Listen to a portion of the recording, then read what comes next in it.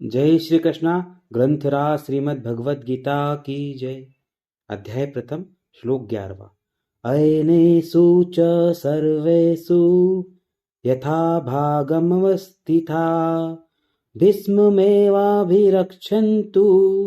भवन्त सर्व एव हि। दुर्योधन पांडवों की और कौरवों की सेना की तुलना कर चुका था।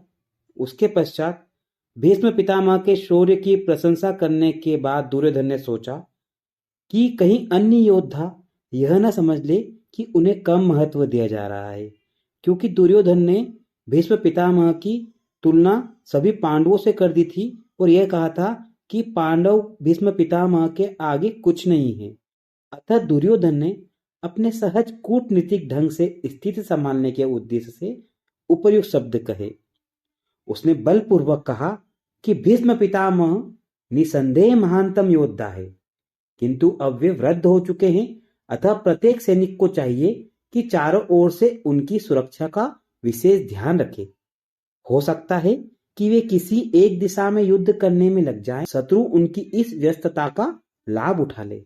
अतः यह आवश्यक है कि अन्य योद्धा मोर्चों पर अपनी अपनी स्थिति पर अडिग रहें और शत्रु को व्यूह न तोड़ने दे। दुर्योधन को पूर्ण विश्वास था कि कौरवों की विजय भीष्म पितामह की उपस्थिति पर निर्भर है। उसे युद्ध में भीष्म पितामह तथा द्रोणाचार्य के पूर्ण सहयोग की आशा थी, क्योंकि वह अच्छी तरह जानता था कि जब कौरव द्रौपदी का चीर हरण कर रहे थे तब भी भीष्म पितामह और द्रोणाचार्य ने कुछ नहीं कहा था, और जब उनसे न्याय की भीख मांग रही थी द्रौपदी, तब भी दोनों चुप थे, यह जानते हुए भी कि इन दोनों सेनापतियों के मन में पांडवों के लिए स्नेह था।